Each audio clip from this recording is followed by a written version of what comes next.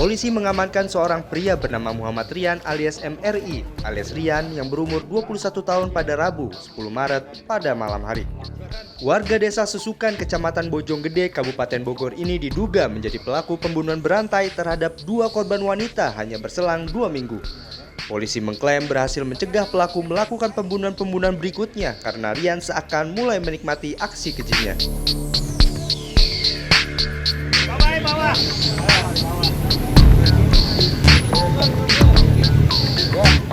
Jasad korban pertama, Diska Putri, dibuang pelaku di Jalan Raya Cilebut, Kota Bogor.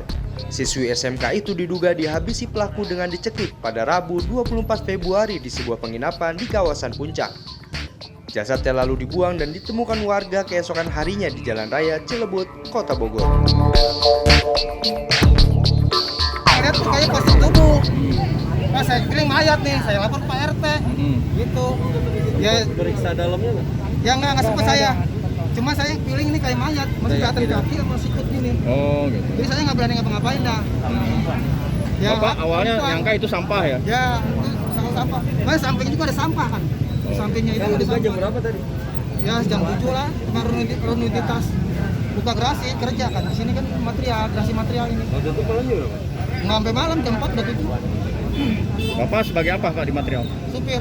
Oh supir. Tadi mau ngirim barang? Saya udah ngirim, bukan mau lagi. Oh mau lagi? Ya mau pas mau ngirim, mau pagi itu ada tarikan.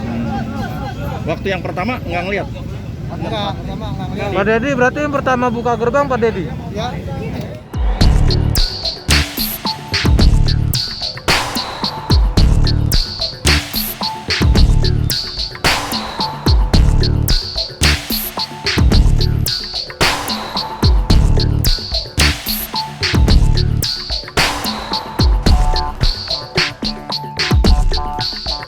Ada terikat di bagian kaki. Pasti ini dalam mayat tidak wajar ya. Oke baik. Ya, meninggal tidak wajar, terikat dalam ini. Nanti kita lebih lanjut lagi saya lihat ya. Korban diketahui berkenalan dengan pelaku melalui media sosial. Pelaku lalu mengajak ketemu dengan iming-iming akan diberikan uang. Setelah berkencan di kawasan Puncak Bogor, korban lalu dihabisi di salah satu penginapan. Harta benda korban lalu diambil pelaku. Menurut informasi dari keluarga bahwa korban sejak kemarin pagi meninggalkan rumah pamit untuk satu keperluan pribadi hingga pagi tadi tidak ditemukan. Pihak keluarga sudah mencari semalaman dan baru tadi pagi kita mendapatkan bahwa korban sudah ditemukan di sekitar Cilebut, Kota Bogor. Kebetulan Putri ini tidak pernah sama sekali kejadian meninggalkan rumah sampai berjam-jam.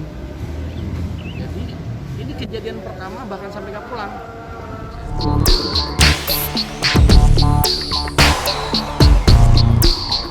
Untuk hasil pemeriksaan untuk saat ini yang sudah kami lakukan adalah melakukan kegiatan visum terutama korban. Kemarin kita sudah mendapatkan hasil bahwasanya ada kekerasan terutama di bagian leher yang disampaikan oleh dokter, itulah yang menyebabkan kematian oleh korban. Untuk hasil visum untuk perkiraan kematian itu sekitar 8 jam.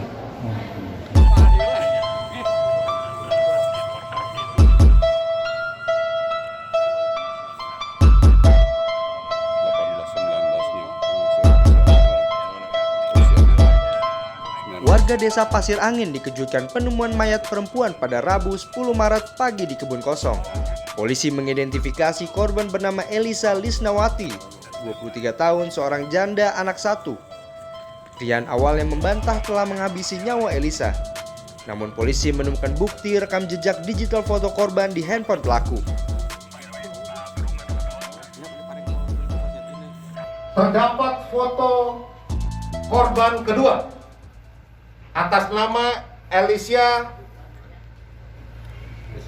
Risnawati, 23 tahun, yang baru saja dibuang atau dibuang di daerah Pasir Angin, Megamendung.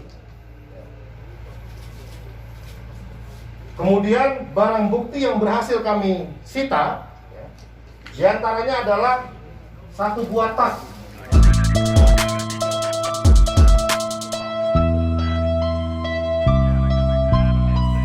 Korban kedua juga dihabisi pelaku di penginapan yang sama di kawasan Puncak pada Selasa 9 Maret 2021. Motifnya juga sama, dihabisi nyawanya usai diajak kencan. Pelaku lalu membuang korban dan ditemukan di sekitar makam keramat Mbah Arya Megamendung Bogor pada Rabu 10 Maret pagi.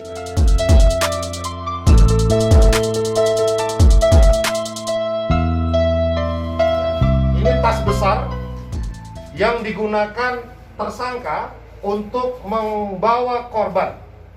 Setelah dibunuh, kemudian dimasukkan ke dalam plastik, dibawa menggunakan tas ransel gunung ekstra besar, kemudian dikeluarkan, kemudian dibuang. Kemudian kendaraan yang digunakan, ada 2 motor yang digunakan, jadi dibawa di ransel, kemudian dibuang di lokasi. Kemudian juga baju yang digunakan oleh tersangka, sesuai dengan hasil CCTV yang kami sita di tempat TKP pembunuhannya. Juga yang baru saja kami temukan yaitu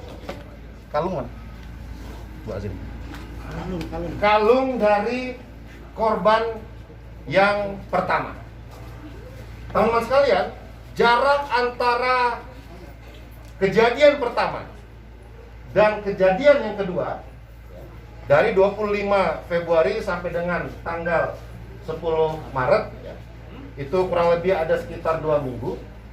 Modusnya sama, yaitu berkenalan melalui media sosial, kemudian mereka berjumpa dengan iming-iming uang dan sebagainya, diajak jalan-jalan ke daerah Puncak, kemudian sampai di Puncak, selesai berkencan, kemudian dihabisi nyawanya dengan mencekik.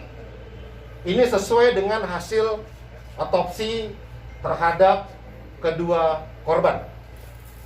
Motifnya adalah untuk menguasai barang dari korban, baik itu korban yang pertama maupun korban yang kedua. Polisi mengklaim berhasil mencegah aksi perbuatan keji berikutnya dari pelaku. Pelaku ditangkap di Depok 14 jam setelah penemuan jasad kedua. Pelaku diketahui tidak jera dari perbuatan pertamanya, bahkan mulai menikmati aksi keji kali kedua. Hasil interogasi bahwa tersangka bisa jadi tidak jera dengan melakukan pembunuhan yang pertama.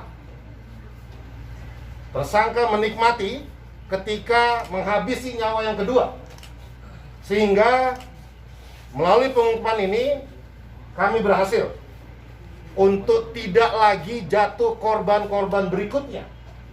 Kami menerapkan pasal berlapis, baik itu dengan menggunakan pasal Undang-Undang Perlindungan Anak karena korban masih berusia 17 tahun. Kemudian kami lapis juga menggunakan pembunuhan berencana. Kami juga melapis juga dengan pembunuhan biasa dengan ancaman hukuman mati atau serendah-rendahnya 15 tahun penjara.